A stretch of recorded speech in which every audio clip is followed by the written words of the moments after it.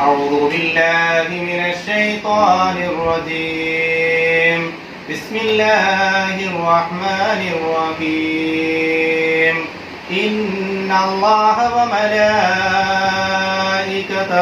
يصلون على النبي يا أيها الذين آمنوا صلوا عليه وسلموا تسليما اللهم صل وسلم وبارك عليه وعلى آله.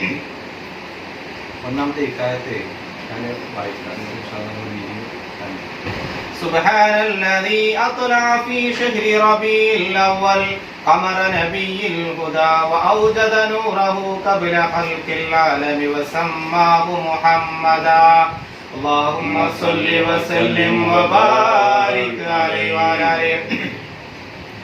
وأخرجه في آخر الزمان كما قدر وأبدى والبسه خلعة الجمال التي لم يلبسها أحدا فولد بوجه محجل قمرا وفرقدا ألا هو الذي توسل به آدم عليه السلام وافتخر بكونه والدا واستعاذ به نوح عليه السلام فنجا من الردى وكان في صلب إبراهيم عليه السلام حين ألقي في النار فعاد وسار لحبها محمدا ورأت أمه آمنة رضي الله عنها حين حملت به ملائكة السماء مددا ودخل عليها الأنبياء وهم يقولون لها إذا بلغت الشمس الفلاح والهدى فسميه محمدا اللهم صل وسلم وبارك عليه. قال الله عز وجل لقد جاءكم رسول من أنفسكم عزيز عليه ما عنتم حريص عليكم بالمؤمنين رؤوف رحيم. وروي عن النبي صلى الله عليه وسلم أنه قال كنت نورا بين يديه الله عز وجل قبل أن يخلق آدم عليه السلام بألف أيام يسبح الله ذلك النور وتسبح الملائكة بتسبيح فلما خلق الله تعالى آدم عليه السلام ألقى ذلك النور في طينته فأحبتني الله في صلب آدم عليه السلام إلى الأرض وجعلني في السفينة في صلب نوح عليه السلام وجعلني في صلب الخليل إبراهيم عليه السلام حين قذف به في النار فلم يزل ينقلني ربي من الأصنام الكريمة الفاخرة للأرحام الزكية الطاهرة حتى أخرجني الله من بين أبوي ولم يلتقيا على سفاه قط صلى الله على محمد صلى الله عليه وسلم صلى الله على محمد صلى الله عليه وسلم. أنت تطلع بيننا في الكواكب كالبدور بل وأشرف منه يا سيدي خير النبي. الصلاة على النبي والسلام على الرسول الشفيع الأبتهي والحبيب العربي. أنت أم أم أبو ما رأينا فيهما مثل حسنك قط يا سيدي خير النبي. الصلاة على النبي والسلام على الرسول الشفيع الأبتهي والحبيب العربي. أنت منجينا غدا من شفاعتك الصفا من لنا مثلك يا سيدي خير النبي. الصلاة على النبي والسلام على الرسول الشفيع الأبتهي والحبيب العربي. Terjemahan Maulud Mankus hikayat pertama. Dengan nama Allah yang Maha Pemurah lagi amat pengasih. Segala pujian bagi Allah yang menerbitkan pada bulan Rabiul Awal Nabi Allah, Nabi Al-Huda, dan yang telah menciptakan nur cahayanya sebelum ia mencipta alam dan dinamakan Muhammad sallallahu alaihi wasallam, dan diutuskannya pada akhir zaman sebagaimana yang ditakdirkannya dan telah dijelaskan, dan dipakaikan perhiasan kecantikan yang tidak pernah memakainya walau seorang pun. Maka lahirlah ia dengan wajah yang menjadikan bulan malu dan segan. Bukankah dia yang bertawasal dengannya Adam alaihissalam, dan berbanggalah Adam kedudukannya sebagai ayah. Dengannya memohon pertolongan oleh Nuh alaihissalam, lalu ia selamat dari kekejian. Dan adalah ia di dalam sulbi Ibrahim alaihissalam, sewaktu dicampakkan Ibrahim alaihissalam ke dalam api. Lalu selamatlah Ibrahim alaihissalam dan terpadam apinya. Dan ibunya Aminah radhiyallahu anha ketika mengandung telah melihat malaikat di langit bersusun-susun dan datang kepadanya para anbiya, yang mana mereka berkata kepadanya, apabila kamu melahirkan matahari kejayaan dan petunjuk, maka namakanlah Muhammad sallallahu alaihi wasallam. Allah Subhanahu wa taala berfirman, sungguhnya telah datang kepada kamu rasul daripada kalangan kamu, amat berat terasa olehnya penderitaan yang kamu tanggung, amat prihatin keimanan dan keselamatan ke atas kamu. Terhadap orang-orang yang beriman amatlah ia berlemah lembut. Al-Taubah ayat 128. Dan direwatkan bahawasanya baginda sallallahu alaihi wasallam bersabda, dahulunya aku adalah cahaya di hadapan Allah Jalla 2000 tahun sebelum diciptakan Adam alaihissalam. Cahaya itu bertasbih kepada Allah Ta'ala dan malaikat bertasbih dengan tasbihnya. Dan kata Allah Ta'ala menciptakan Adam alaihissalam, Allah menetapkan cahayanya pada tanah, lalu Allah meletakkan aku pada tulang sulbi Adam alaihissalam dan menurunkan aku ke muka bumi, dan Allah meletakkan aku ke dalam kapal ketika aku berada di tulang sulbi Nuh alaihissalam, dan Allah meletakkan aku di tulang Khalil Ibrahim alaihissalam tatkala dia dicampakkan ke dalam api. Begitulah seterusnya aku dipindah oleh Rabbku dari tulang-tulang sulbi yang mulia dan agung sehingga ke rahim yang suci, sehingga Allah mengeluarkan aku di antara pasangan ibu bapa yang mana kedua-dua mereka tidak pernah bertemu dengan sesuatu yang keji sama sekali. Sallallahu ala Muhammad, sallallahu alaihi wasallam, sallallahu ala Muhammad, sallallahu alaihi wasallam. Irtakabtu ala al-khata ghayra hasrin wa adab, laka ashku fihi ya سيدي خير النبي. الصلاة على النبي والسلام على الرسول الشفيع الأبتهي والحبيب العربي. إننا نرجو إلى كأس حوضك للعطاش يوم نشر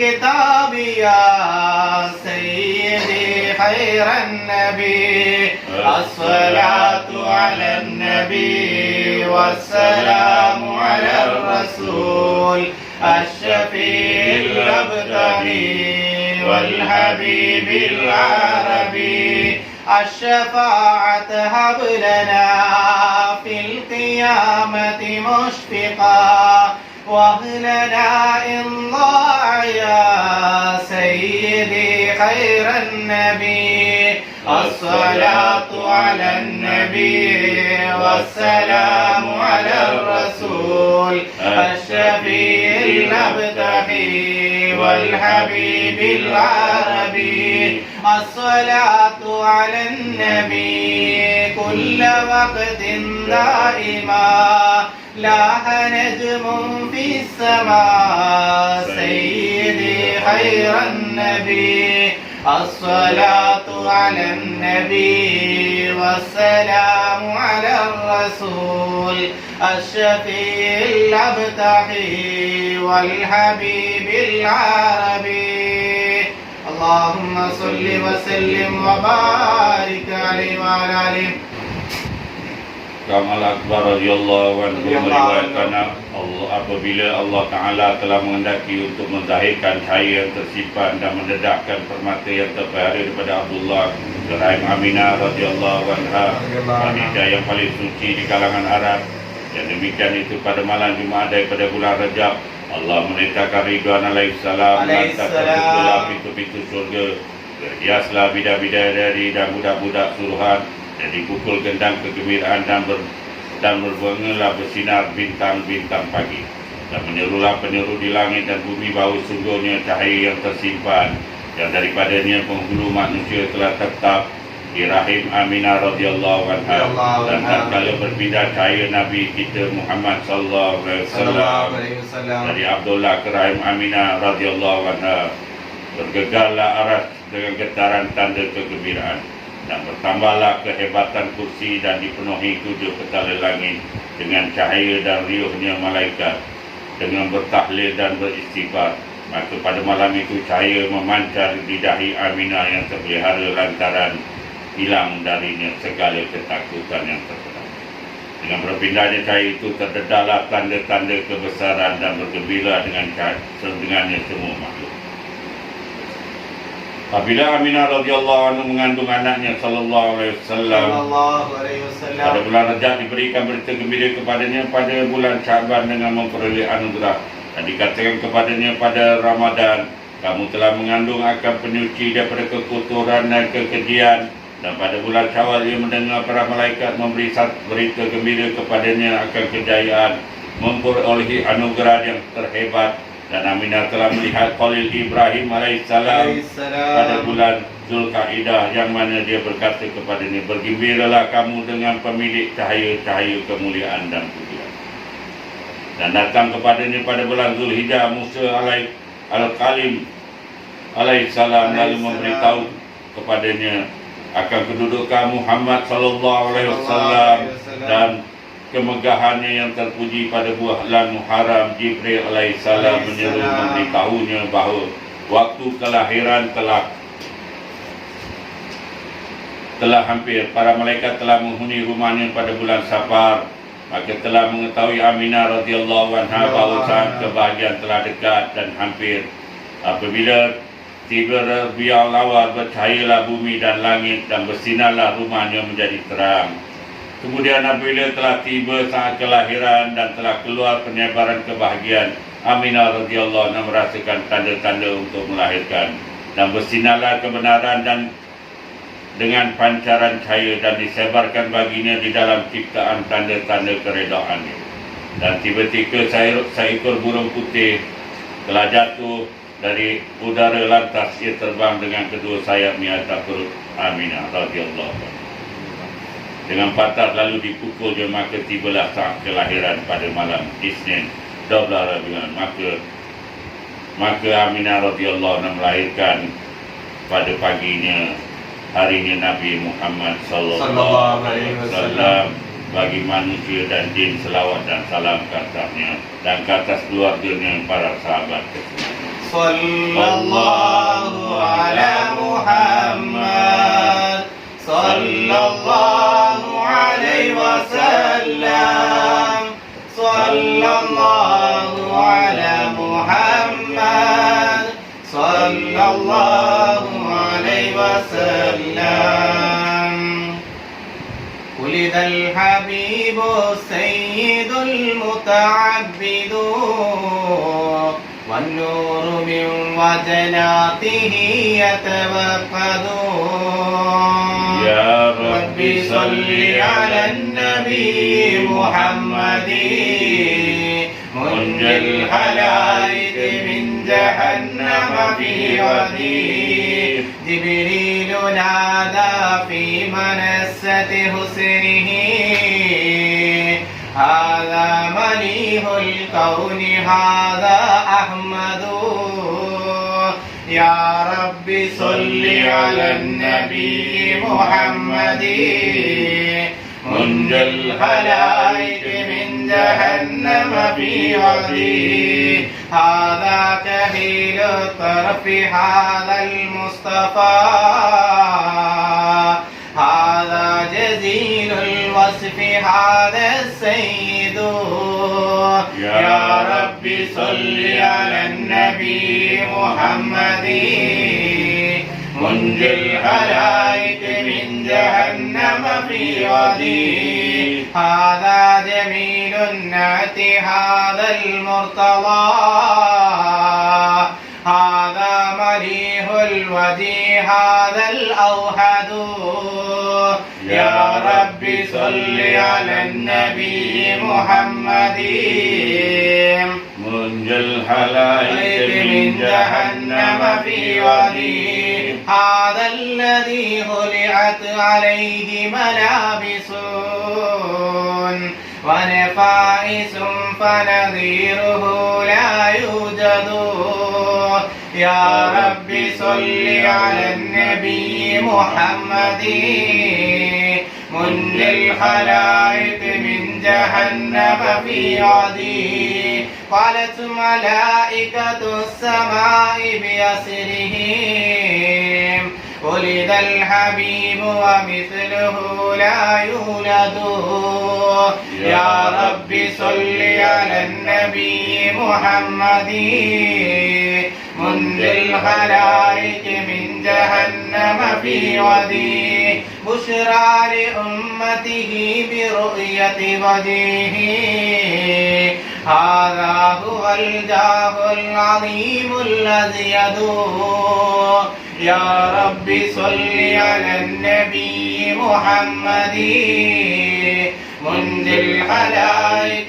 من جهنم في غدي ولدته مختونا ومكهولا كما قد جاء في الخبر الصحيح المسند يا رب صل على النبي محمد منجي الخلائق من جهنم في غدي صلى عليك الله يا علم الهدى معناها خير في الرسول يعرضوه يا رب صل على النبي محمد منجي الخلائق من جهنم في غدي اللهم صل وسلم وبارك عليه وعلى آله. Dan telah diriwayatkan bahwa Aminah radhiyallahu anha ketika melahirkan Muhammad sallallahu alaihi wasallam, dia telah melihat cahaya yang telah menerangi baginya istana Kisra di bumi Syam. Dia diriwayatkan bahwa Aminah radhiyallahu anha telah berkata, apabila aku melahirkannya Muhammad sallallahu alaihi wasallam, aku buka kedua mataku untuk melihat anakku, tapi aku tidak menemuinya. Kemudian didapati di dalam selimut dalam keadaan dia bercelak berminyak rambutnya dan telah berkhatan diselimut dengan kain daripada bulu yang putih yang lebih lembut dari sutra, semerak wanginya dari tepinya lantaran akan terus melihatnya. Tiba-tiba kedengaran seruan dari seorang penyuruh sembunyikan dia dari mata manusia, kata Aminah radhiyallahu anha. Tiadalah perginya dan datangnya penyuruh itu kecuali seumpama kelipan mata. Dan tatkala aku di dalam kehairanan karena apa yang telah berlaku itu, tiba-tiba muncul 3 orang yang telah masuk kepadaku. Wajah-wajah mereka seumpama bulan. Di tangan salah seorang daripada mereka ada buah cerik diperbuat daripada perak, bersama seorang lagi dulang dari permata zabrajat berwarna hijau, dan di tangan orang yang ketiga sutra putih yang terlipat. Lalu dibuka lipatan itu, maka terdapatlah pencitak rubber stamp yang menyilau mata yang memandang kerana dahsyatnya pancaran cahaya itu. Lalu ia mengambil anakku lantas berikan kepada yang membawa dulang, dan aku terus memerhatikannya. Lalu dimandikan di air dari cerik sebanyak 7 kali. Kemudian dia berkata kepada sahabatnya, citalah cop di antara kedua bahunya dengan citakan kenabian.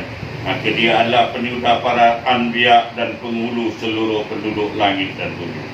Dan dikatakan kepada apabila dilahirkan baginda sallallahu alaihi wasallam, terpadamlah pada malam itu api Farsi. Selepas itu menyala-nyala api tersebut tidak pernah terpadam sebelumnya, kira-kira 2000 tahun. Dan bergoyanglah pintu-pintu Kisra dan runtuhlah daripadanya 14 tiang, lantas runtuh dan keringlah tasik menjadi rata. Begitulah juga segala berhala-berhala dunia jatuh terbalik dan dilempar kepada syaitan dengan penahan petir dari langit. Maka bersinarlah subuh kebenaran dan binasalah setiap apa yang dilakukan oleh semua penduduk. Dan diriwayatkan daripada Yahya bin Urwah bahawa beberapa orang daripada kalangan Quraisy berada berdekatan berhala-berhala mereka. Mereka telah menjadikan hari itu sebagai salah satu hari perayaan daripada perayaan-perayaan mereka. Mereka menyembelih kambing pada hari itu. Mereka makan dan minum. Mereka sibuk berpesta padanya pada malam dan bermain-main. Kemudian mereka pergi kepada berhala mereka itu. Mereka dapati telah tumbang menyembah bumi. Lalu mereka merasa amat duka cita dan apa yang berlaku kepada berhala itu. Lantas mereka cuba menegakkan semua berhala itu agar kembali tegak seperti sebelumnya. Tetapi berhala itu tumbang semula dengan penuh kehinaan. Mereka telah cuba menegakkan sebanyak 3 kali, tetapi berhala itu tetap tidak tertegak. Lantaran itu mereka amat berbuka dan sakit hati. Mereka jadilah perayaan mereka itu hari umpama majlis kematian. Maka berkatalah Utsman bin Al-Hawarid, apa yang telah berlaku padanya sungguhnya amat banyak penentangan keganjilan. Sungguhnya perkara ini amat dahsyat dan menakutkan. Hati si Utsman itu menyala-nyala api kemarahan. Sallallahu ala Muhammad, sallallahu alaihi wasallam, sallallahu ala Muhammad, sallallahu alaihi wasallam. أيا صانم العيد الذي سف حوله صناديد من وفد بعيد ومن قربه صلاة وتسليم وأزكى تحيتي على المصطفى المختار خير البرية تنكست مقلوبا فما ذاك كلنا فمن حزننا قد دارت العير بالسهب صلاة وتسليم وأزكى تحيتي على المصطفى المختار خير البرية وإن كنت مغلوبا ونكست صاعرا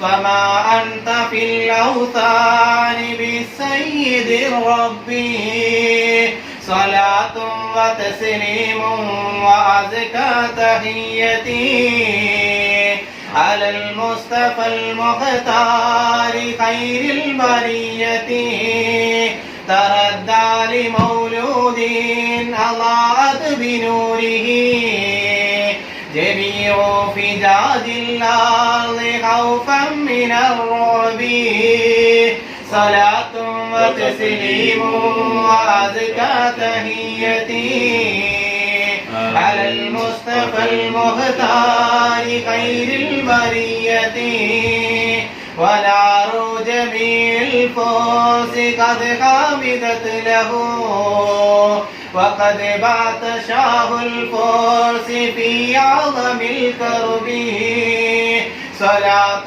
وتسليم وأزكى تحيتي على المصطفى المختار خير البرية فيا لقسي نرجو الله لكم وهبوا إلى الإسلام والمنزل الرحب صلاة وتسليم وأزكى تحيتي على المصطفى المختار خير البرية Allahumma salli wa sallim wa وبارك barik عليه وعلى آله. Telah berkata Ibnu Isya apabila tiba hari ke-7 kelahiran baginda sallallahu alaihi wasallam, maka datuknya Abdul Muttalib telah menyembelih untuknya.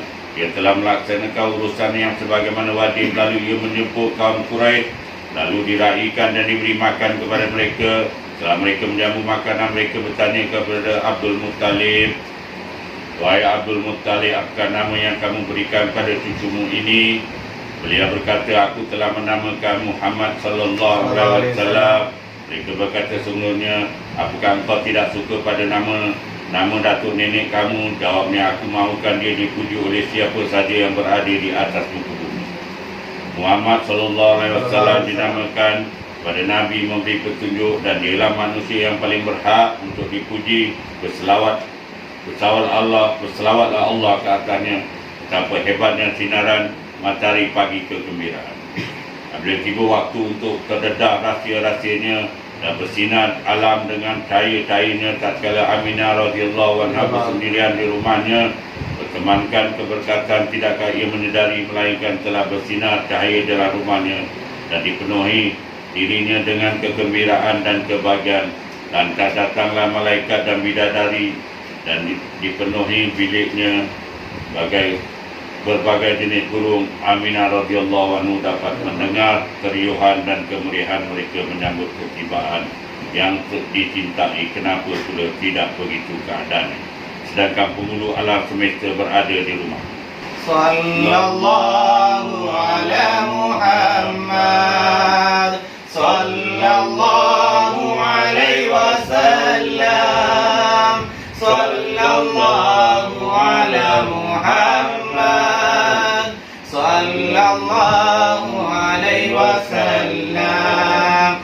Inna baitan anta sakinuhu laysa muhtajan ila surudi wajhukal wallahu hujjatuna yawma ya'tin nasu bil hudadi. Salli rabbal alamin ala sayyidil qawnaini was-surudi wa maridan anta zairuhu qad ataahu Allahu bil faradi fazaman qad kunta bi'ayatahu wasma fi arfa'id daradi. Salli rabbal alamin ala sayyidil qawnaini was-surudi bazilan fil hubbi muhjatahu samihan birruhi wal muhadi ya karimal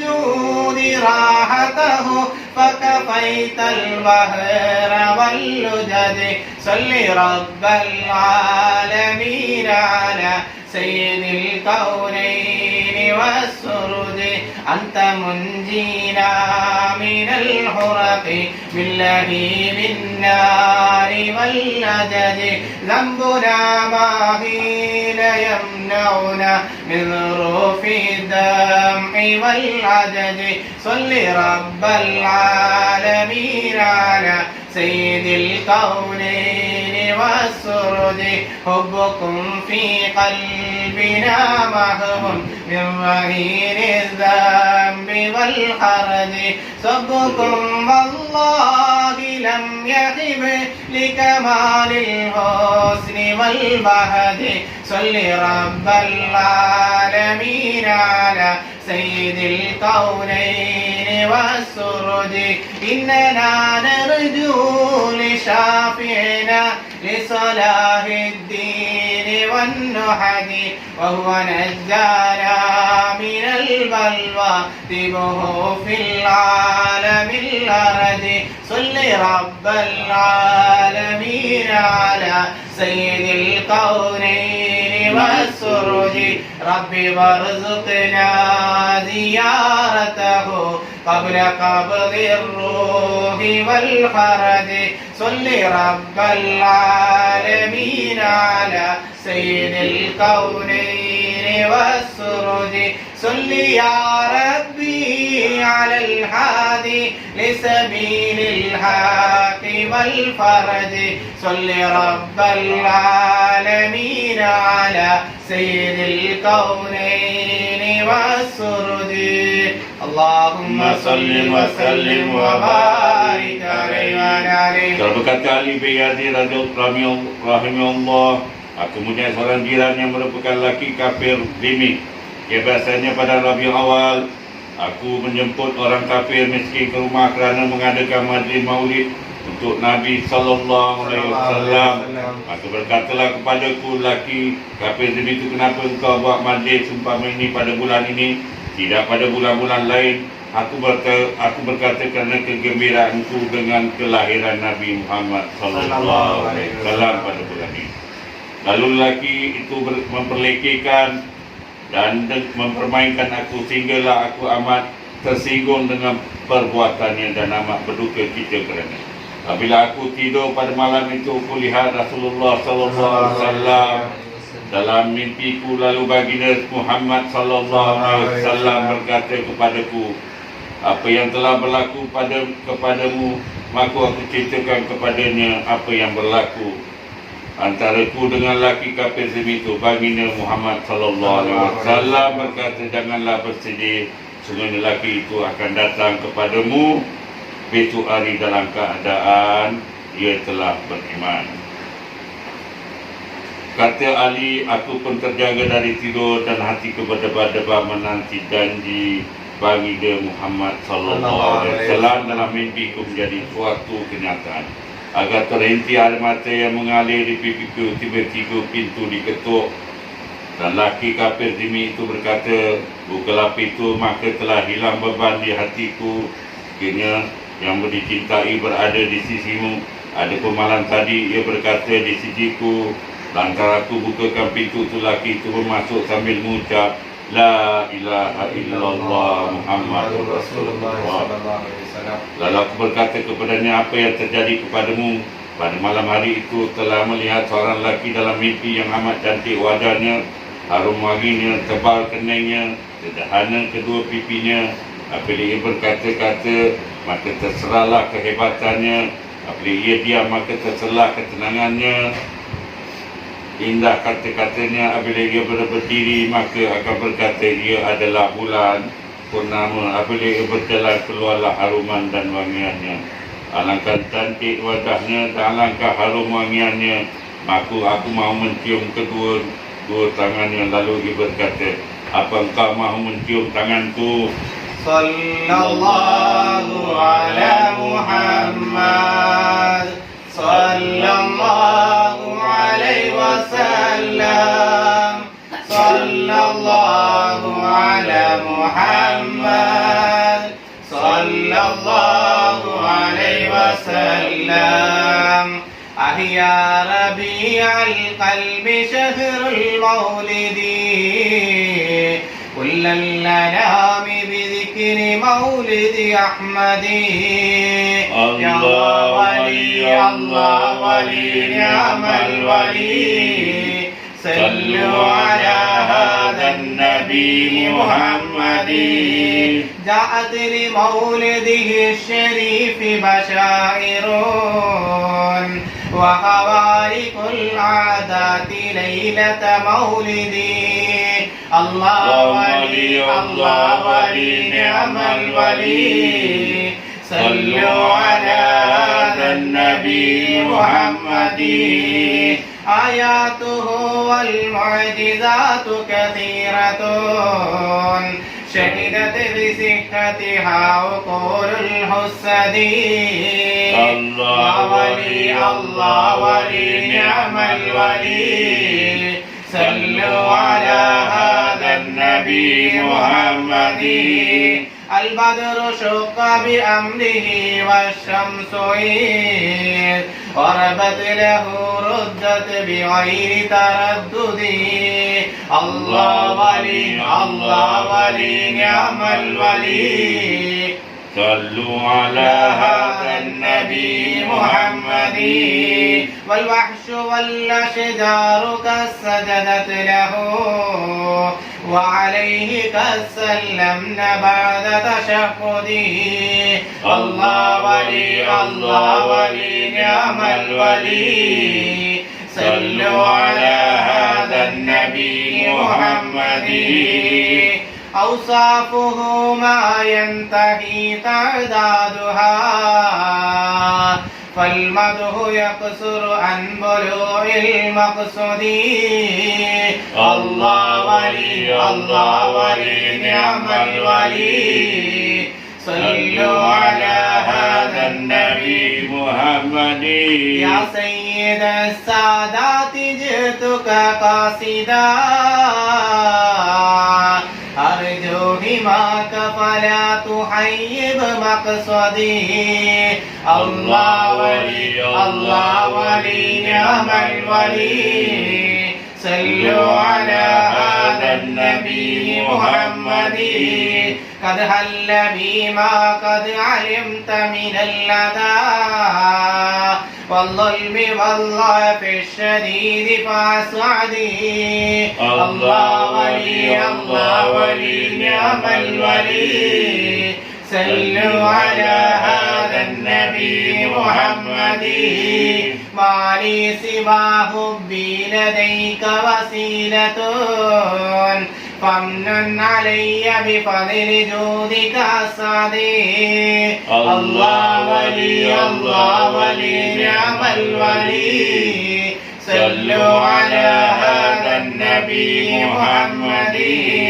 إني نذيرك والنذير لديك يا خير الأنام بكل خير يعتدي الله ولي نعم الولي صلوا على هذا النبي محمد فعليك منا كل وقت دائما أذكى الصلاة مع السلام السرمدي الله ولي نعم الولي صلوا على هذا النبي محمد وعلى صحابتك الكرام جميعهم والتابعين لهم بخير فاجهدي الله ولي نعم الولي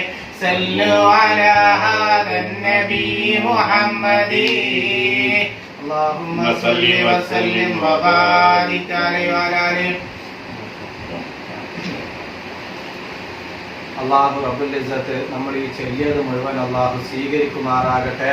അതുപോലെ ഈ ചെല്ലിയതിൻ്റെ മൗലിദിൻ്റെ ബർക്കത്ത് കൊണ്ട് പരിശുദ്ധമായ റബീഉൽ അവ്വൽ മാസമാണ് നമ്മൾ ചെല്ലിയിരിക്കുന്നതിൻ്റെ ബർക്കത്ത് കൊണ്ട് മൊയ്തീഖാൻ്റെ കുടുംബത്തിൽ ഭാര്യ മക്കൾ എല്ലാവരും ഈ കുടുംബത്തിൽ ഈ വീട്ടിൽ അള്ളാഹു റബ്ബുൽ ഇസ്സത്ത് ബർക്കത്ത് ചെയ്യുമാറാകട്ടെ.